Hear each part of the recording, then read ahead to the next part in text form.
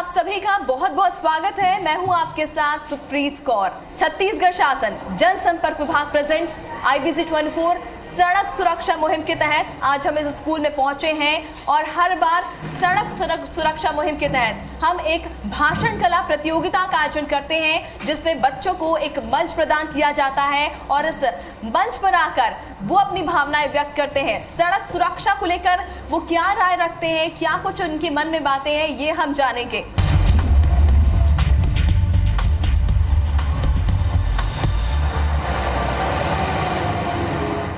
आज IBC 24 की team पहुंची है शासकीय उच्चतर माध्यमिक शाला जोरा में और हर बार सड़क सुरक्षा मुहिम के तहत हम एक भाषण कला प्रतियोगिता का आयोजन करते हैं, जिसमें बच्चों को एक मंच प्रदान किया जाता है और इस मंच पर आकर वो अपनी भावनाएं व्यक्त करते हैं। सड़क सुरक्षा को लेकर वो क्या राय रखते हैं, क्या कुछ उनके मन में बातें हैं, ये हम जानेंगे। कई बच्चे हमारे बीच मौजूद हैं आपके स्कूल के, वो आएंगे मंच पर, अपनी राय रखेंगे और उसके बाद एक बेहतरीन सेशन होगा ट्रैफिक इंस्ट्रक्टर TK भुई जी का। तो चलिए शुरू करते हैं, हमारे आज के सेशन की शुरुआत करते हैं। सबसे पहले शुरू करेंगे भाषण कला प्रतियोगिता से। तो भाषण कला प्रतियोगिता में सबसे पहले मैं बुलाना चाहूंगी कुमारी ज्योति जांगड़े को। हम देखें तो लगभग रोज़ एक्सीडेंट की खबरें सुनने में आते हैं। हम टीवी में, अखबारों में रोज़ एक्सीडेंट की खबरें आती है। हमें यह सब नॉर्मल लगता है, लेकिन ऐसा क्यों होता है? इसकी सबसे बड़ी वजह यातायात के नियमों पर न चलना है। अगर हम वाकई में यातायात के नियमों का पालन करें तो हमारे भविष्य को बचा सकेंगे और दूसरे को भी बचा सकेंगे, क्योंकि यदि हम यातायात के नियमों का पालन नहीं करते हैं तो हमारे साथ किसी दूसरे को भी नुकसान हो सकता है। इसलिए यातायात के सभी नियमों का पालन करें और जीवन में सुरक्षित रहें। ज़रूरत से ज़्यादा हॉर्न ना बजाएं। बहुत सारे लोग ऐसे होते हैं जो ज़रूरत से ज़्यादा हॉर्न बजाते हैं। हम मान लेते हैं कि आप किसी ऐसी जगह पर हैं जहां बहुत लंबी जाम है और आप हॉर्न बजा रहे हैं, तो आपको यह नहीं करना चाहिए, क्योंकि इससे ध्वनि प्रदूषण भी होता है। अगर आपको दूसरी तरफ जाना है तो हाथ देकर ही आगे निकले, वरना हो सकता है कि सामने वाला व्यक्ति आपको देख ना पाए और उसके साथ कुछ गलत हो जाए। यातायात कई प्रकार के होते हैं, जैसे कि जल यातायात, वायु यातायात, सड़क यातायात। सड़क यातायात हम सब के लिए बहुत महत्वपूर्ण है। सड़क यातायात के लिए भारत सरकार ने कई नियम बनाए जिनका हमें पालन करना चाहिए। सड़क यातायात से जुड़ी घटनाओं के बारे में हम न्यूज़पेपर, टीवी में रोज़ाना देखते हैं, लेकिन लोगों को इससे कोई प्रभाव नहीं पड़ता। आजकल के छोटे बच्चे भी ड्राइव करते हैं, लेकिन उन्हें ऐसा नहीं करना चाहिए। उन्हें यातायात नियम के बारे में कुछ पता नहीं होता है, लेकिन वह फिर भी ड्राइव करते हैं। उन्हें ऐसा नहीं करना चाहिए। यातायात के नियम ओवरटेक ना करें, अपना पार्किंग का ध्यान रखें, यू टर्न का ध्यान रखें, हाथ सिग्नल का ध्यान रखें। इन सारी बातों का ध्यान रखें। ड्राइव करते समय मोबाइल से बातें ना करें। कोई लोग एयरफोन लगाकर बातें करते हैं, लेकिन उन्हें ऐसा नहीं करना चाहिए। अगर वह एयरफोन लगाकर बातें करते हैं तो उन्हें गाड़ी की आवाज़ सुनाई नहीं देती है और सामने चलने वाले के साथ कोई दुर्घटना घट सकती है। इन सारी बातों का हमें ध्यान रखना चाहिए। वैसे ही हमें सिग्नल का ध्यान रखना चाहिए। देश का कोई भी नागरिक, चाहे वह किसी भी उम्र का हो, अगर वह सड़क का प्रयोग करता है तो उसे यातायात नियमों, यातायात से संबंधित जानकारी तथा यातायात नियमों का पालन भी करना चाहिए। सड़कों पर वाहनों के अतिरिक्त पैदल भी आवागमन कर सकते हैं। अगर पैदल आवागमन करते हैं तो उसको सुगम और सुरक्षित बनाने के लिए हमें वाहन धीमी गति से चलाना चाहिए। कुछ संकेत बताना चाहूँगा मैं आपको। वाहन संकेत: अगर हम दाहिना मुड़ना चाहते हैं तो अपना दाहिना हाथ बाहर निकालना चाहिए। अगर हम बाएं मुड़ते हैं तो अपना दाहिना हाथ बाहर निकालकर घड़ी के विपरीत दिशा में राउंड बनाकर संकेत करना चाहिए। गाड़ी धीमा करने के लिए दाहिना हाथ को बाहर निकालकर दाहिना हाथ को ऊपर नीचे करना चाहिए। हमें गाड़ी रोकने के लिए दाहिना हाथ को ऊपर उठाकर रुकने का संकेत करना चाहिए। ओवरटेक करने के लिए दाहिना हाथ बाहर निकालकर आगे बढ़ने का संकेत देना चाहिए। इलेक्ट्रॉनिक संकेत: लाल बत्ती, आप स्टॉप लाइन के पीछे रुकें। हरी बत्ती, अगर रास्ता साफ है तो आप तुरंत ही आगे बढ़ें। जलती बुझती पीली बत्ती, इसका अर्थात चारों तरफ से आवागमन हो रहा है, पहले सुनिश्चित कर लें कि आप सुरक्षित हैं, उसके बाद आगे बढ़ें। जलती बुझती लाल बत्ती, यह रेलवे क्रॉसिंग पर स्थापित किया जाता है। यहाँ पर आप अपने वाहनों को रोकें और यह सुनिश्चित कर लें कि आप सुरक्षित हैं। ट्रैफिक से जुड़ी कई सारी समस्याएं देखने को मिलती हैं। इन समस्याओं का समाधान यही है कि आप सभी ट्रैफिक रूल्स और उसके सिंबल्स के बेसिक नॉलेज याद रखें। आप सभी ने देखा होगा कि रोड किनारे पर एक स्पीड लिमिट की बोर्ड लगी होती है। स्पीड लिमिट जिसमें लिखी होती है, अगर उस जगह पे स्पीड लिमिट के हिसाब से गाड़ी ड्राइव की जाए तो आप एक अच्छा सेफली ड्राइविंग कर सकते हैं। ओवरटेकिंग से बचें। कई लोग देखते हैं सामान्यतः कि दूसरों को पीछे छोड़ने की होड़ में ओवरटेकिंग करने की कोशिश करते हैं, इसलिए ओवरटेक करने से बचें। गाड़ी हमेशा पार्किंग एरिया में ही पार्क करें। कई लोग ऐसे होते हैं जो सड़क किनारों पर कहीं भी जगहों पर गाड़ी पार्किंग कर देते हैं, जिससे सड़क पर जाम लगने लगता है। इसलिए आप गाड़ी हमेशा पार्किंग एरिया में ही पार्क करें। यू टर्न लेने से बचें। कई लोग ऐसे होते हैं जो कहीं भी यू टर्न लेने की कोशिश करते हैं, यह सबसे ज़्यादा रिस्क वाला काम होता है। आप जब कभी भी यू टर्न लेना हो आपको, तो आप हमेशा ही गाड़ी पहले स्लो करिए, उसके बाद ही यू टर्न लीजिए। आज का आधुनिक युग रेसिंग का युग है। इस आधुनिक युग में हर कोई एक दूसरे से आगे रहने की चाह रखता है। आज मनुष्य ने अपनी आवश्यकताओं के लिए अनेक साधनों का आविष्कार किया। इनमें यातायात के साधन भी प्रमुख है। आज हर शहर हर गांव में यातायात का जाल बिछा हुआ है, जिससे मनुष्य की दूरी कम हो गई है, विश्व की दूरी सिमट गई है। और वाहन को पार्किंग एरिया में ही पार्क करें। हम अधिकतर देखते हैं कि शहरों में वाहन को कहीं भी पार्क कर दिया जाता है, जिससे ट्रैफिक पुलिस उसमें वाहनों को उठा कर ले जाते हैं। इससे उन्हें भी परेशानी होती है और ट्रैफिक पुलिस वालों को भी परेशानी होती है। इससे यातायात सुगम नहीं रहता। यातायात का नियमों का पालन करने से न बल्कि यातायात ही सुगम रहेगा, बल्कि एक्सीडेंट में भी कमी आएगी।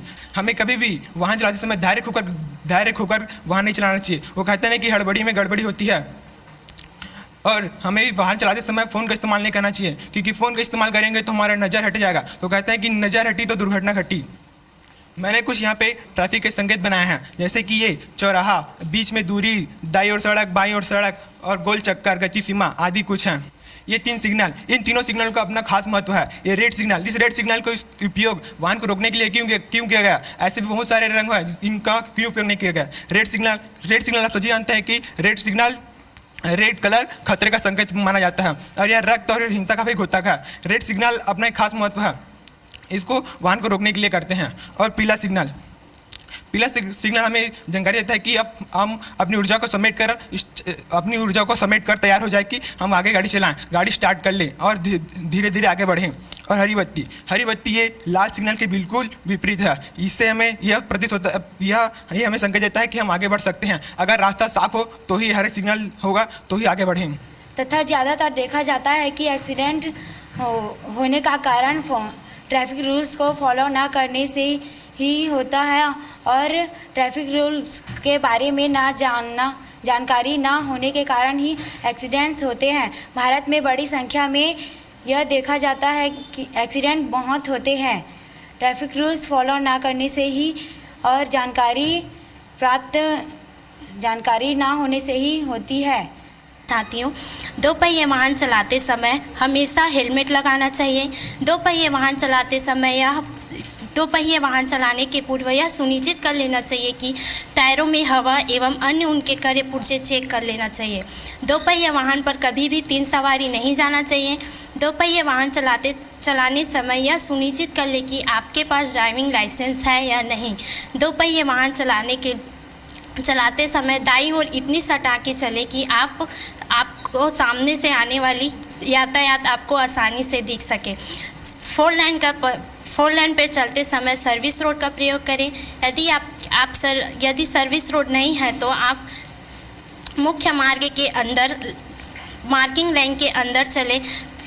4 पहिए वाहन चलाने वाले लाइन पर ना चले। लोगों की सुविधाओं को ध्यान में रखते हुए सरकार द्वारा यातायात से संबंधित कुछ नियम बनाए गए हैं, जिनका पालन करना आवश्यक है। वर्तमान समय में ट्रैफिक की समस्या दिनों दिन बढ़ती जा रही है। तो ट्रैफिक की समस्या क्यों बढ़ रही है? इसका प्रमुख कारण है जनसंख्या वृद्धि। जैसे जैसे वर्तमान समय में जनसंख्या में वृद्धि होती जा रही है, वैसे वैसे वाहनों की संख्या में वृद्धि होती जा रही है, जिसके कारण ट्रैफिक की समस्या और अधिक बढ़ती जा रही है। अतः ट्रैफिक की समस्या को कम करने के लिए जनसंख्या वृद्धि को नियंत्रित करना बहुत ही आवश्यक है। इसके चलते सड़कों पर यातायात से संबंधित कुछ नियम बनाए गए हैं और जगह जगह चौराहों में सिग्नलों के खंभे लगाए गए हैं, जिनमें मुख्यतः 3 रंगों का प्रयोग होता है, लाल, पीला और हरा। लाल रंग हमें रुकने का संदेश देता है, पीला रंग हमें धीमी गति से चलने का संकेत देता है और हरा रंग हमें आगे बढ़ने का संकेत देता है। आइए आपको लिए चलते हैं उस सेशन की ओर जहां पर बच्चों को बड़े ही मजेदार अंदाज में सिखाया जाता है कि कैसे ट्रैफिक रूल्स को फॉलो करते हैं। बुलाना चाहूंगी ट्रैफिक इंस्ट्रक्टर टीके भुई जी को। जोरदार तालियां।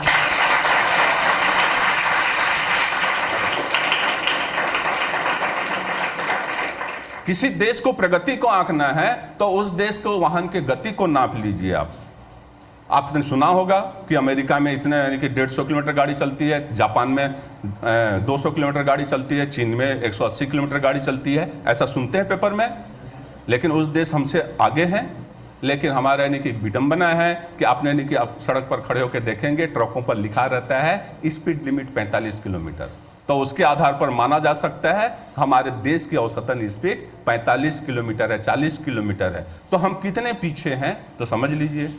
यदि मान लिया जाए हमारे पास भी ऐसे गाड़ियां हैं, हमारे पास भी ऐसे वाहन हैं जो सड़क पर चल रहे हैं, वही ट्रक, वही बस, वही कार, वही मोटरसाइकिल, जो 250 किलोमीटर कारें चल सकती है, 150 किलोमीटर मोटरसाइकिल चल सकती है। मान लिया जाए अपने निर्धारित गति पर जो जिसकी कैपेसिटी है, जिसकी जितना कैपेसिटी है, अपने गति से वह वाहन चलना चालू कर दे तो स्थिति क्या होगी?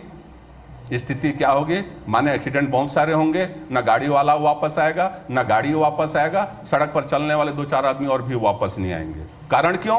कारण हमारे द्वारा यातायात नियमों का पालन नहीं करने के कारण। और यातायात नियम इतना सरल बनाया गया है, आप तो पढ़े लिखे जानते हैं, हिंदी अंग्रेजी पढ़ लेते हैं, लेकिन कुछ ऐसे भी होते हैं जिनको यानी कि पढ़ना लिखना अभी नहीं आता, जिनको पढ़ना लिखना नहीं आता, वो लोग भी यातायात संकेत को देख के समझ सकते हैं, जान सकते हैं। ठीक है, तो सबसे पहले सभी ने दुर्घटना के बारे में बताई, एक्सीडेंट। तो ट्रैफिक में, यातायात में मुख्य तो 2 ही समस्या है सड़क पर। एक समस्या सड़क दुर्घटना होना, दूसरा समस्या होता है सुचारूपूर्वक आवागमन नहीं हो पाना। ठीक, तो सबसे पहले यानी कि सड़क दुर्घटना को देखते हैं। कहीं भी सड़क दुर्घटना होगा 3 मौजूद होंगे, 3 घटक मौजूद होंगे। सड़क होगा, वाहन होगा और वाहन चालक होगा। ठीक है, यदि सड़क का परिभाषा 12वीं के बोर्ड परीक्षा में आ जाए कि सड़क का परिभाषा लिखें, उदाहरण सहित दर्शाएं, तो आप क्या लिखना पसंद करेंगे? यदि मैं नहीं कि उस क्लास में बैठा हूं, उसका परीक्षा दे रहा हूं, तो मैं लिखना चाहूंगा कि सड़क एक ऐसा मार्ग है जिसमें वाहनों का आवागमन निरंतर होता है, सुविधापूर्वक होता है और निर्बाध होता है। हमारे सभी सड़क निरंतर है। सड़क का आपने भी प्रयोग किया होगा, देखे होंगे, निर्बाध है, बाधा महसूस होता है। सड़क पर ठेला खड़े हैं, सड़क पर ट्रक पार्किंग है, सड़क पर बिगड़ी गाड़ी रिपेयरिंग हो रहा है, इसलिए बाधा युक्त है और सुविधापूर्वक नहीं है, गड्ढे हैं वगैरह वगैरह अन्य कारणों से वो सड़क निर्बाध और सुविधा युक्त नहीं है, एक्सीडेंट होगा। ठीक, दूसरा है वाहन। जैसे हमारे यानी के छात्रों ने बताया कि हमारे यानी कि सुप्रीम कोर्ट ने भी बताई कि वाहनों के सभी कलपुर्जे ठीक ठाक होना चाहिए। जिस वाहन को आप चला रहे हैं उस वाहन के सभी कलपुर्जे ठीक ठाक हैं और वाहन की कैपेसिटी जितना है, जितना धारक है, जितना यानी कि उसमें सवारी लदने का या माल लदान करने का कैपेसिटी है, उसी यानी कैपेसिटी के अनुसार उसमें लदान किया गया है, तो वाहन ठीक ठाक चला सकते हैं। लेकिन आप सड़क पर देखिए, अपने गाँव पर देखिए कि सभी वाहन 2 पहिया पर देखिए 3 सवारी लादे चलते हैं, ऊपर से ये बोझा डाल के चलते हैं, ट्रकों पर ओवरलोड है, बसों पर ओवरलोड है, एक्सीडेंट होगा। ठीक, तीसरा है वाहन चालक। सड़क तो खराब है, वाहन भी खराब है, सड़क तो हम नहीं बना सकते, गवर्नमेंट ने बनाएगा। गवर्नमेंट ने सड़क बना दिया सुविधा युक्त और निर्बाध बनाने के लिए, लेकिन बाधा युक्त और असुविधा युक्त हमने बना दिया।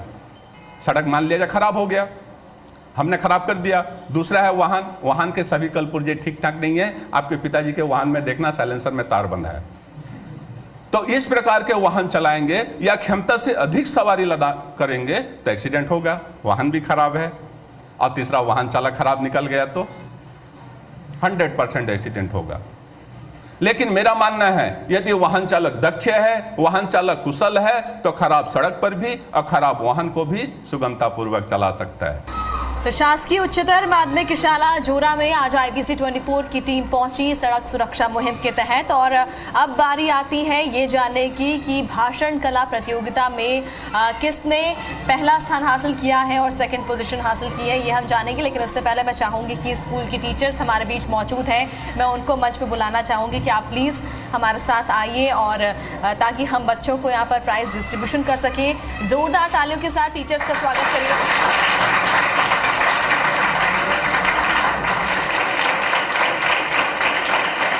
तो चलिए सबसे पहले ये जान लेते हैं कि सेकंड पोजीशन किसने हासिल की है भाषण कला प्रतियोगिता में, और वो नाम है अभिजीत भारती।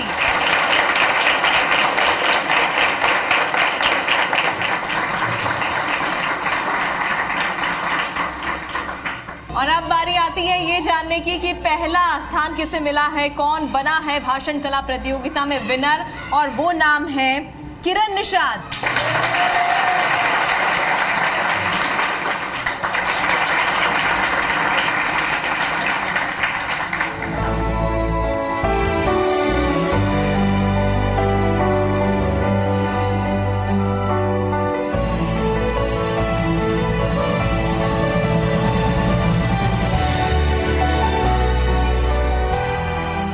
और अब बारी आती है ये जानने की कि पेंटिंग कंपटीशन में किसने सेकंड पोजीशन हासिल किया है, और वो नाम है नंदनी बंजारे।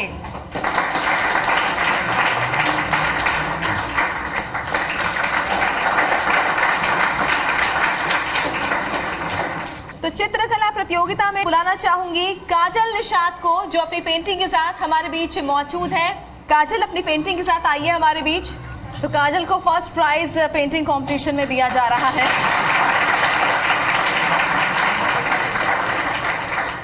मैं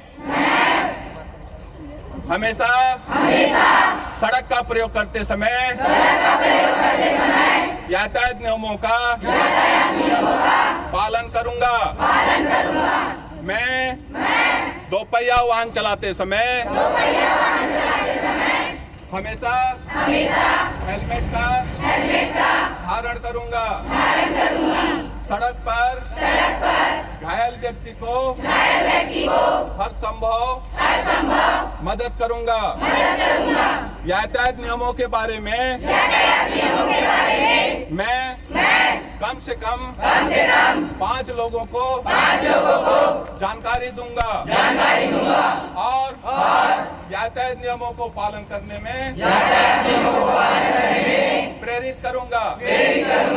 मैं सड़क पर अपने गली मोहल्ले पर अपने स्कूल पर कभी भी किसी प्रकार का गंदगी कचरा वगैरह नहीं फैलाऊंगा।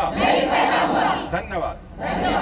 तो IBC 24 की टीम आज पहुंची शासकीय उच्चतर माध्यमिक शाला जोरा में, और यहाँ पर आपके स्कूल ने हमें मौका दिया ताकि हम आप तक पहुंचे और ये जागरूकता फैलाए सड़क सुरक्षा को लेकर। और ऐसे में मैं चाहूँगी, रिक्वेस्ट करूँगी TK भोई जी को कि वो IBC 24 की तरफ से स्कूल की टीचर्स को एक टोकन ऑफ लव प्रदान करें।